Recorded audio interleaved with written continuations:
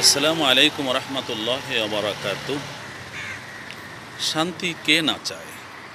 সবাই চায়, প্রতিটি মানুষই শান্তি চায়। কিন্তু শান্তি কি কোথাও আছে? কারুর মনে, কারুর বাড়িতে, কারুর গ্রামে, কারুর এলাকায় শান্তি কোথাও আছে?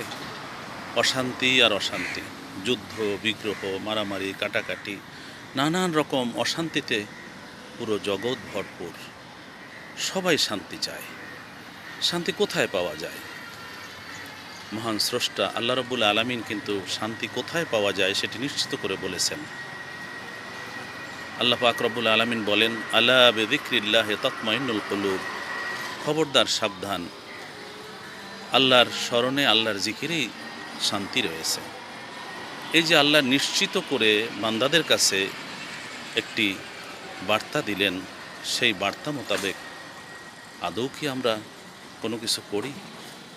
সেই বার্তা মোতাবেক আদৌ কি আমরা আমাদের জীবন গঠন করি?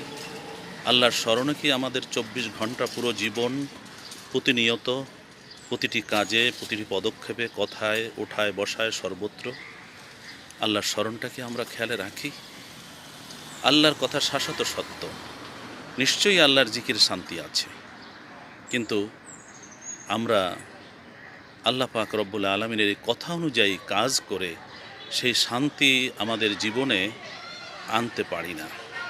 কারণ আমরা আল্লাহর কথাটি যদিও বা আমরা বিশ্বাস করি, কিন্তু কাজের মাধ্যমে সেই বিশ্বাসটা আমাদের মধ্যে কি আছে? আসুন, আল্লাহ রাব্বুল আলামিনের এই যে শাশ্বত সত্যবাণী, আল্লাহর স্মরণেই শান্তি, সবাই সর্বত্র সবসময় প্রতিটি কাজে, প্রতিটি পদক্ষেপে আল্লাহকে স্মরণ করি। তিনি আমার সাথে আছেন, তিনি আমাকে দেখেন, সব কিছু শোনেন। অতএব আমার প্রতিটি কাজ তার সম্মুখে, এবং একদিন কিয়ামতের ময়দানে তার সামনে আমার জীবনের হিসেব দিতে হবে।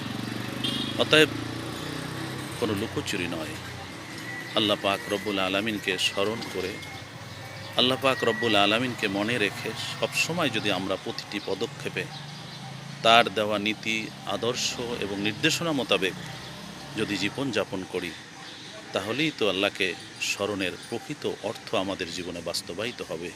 আর তখন আমরা লাভ করতে পারব চিরন্তন শান্তি।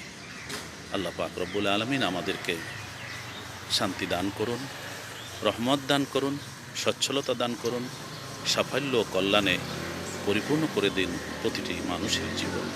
ভালো থাকুন। আসসালামু আলাইকুম রহমতুল্লাহ ওয়া বারাকাতুহু।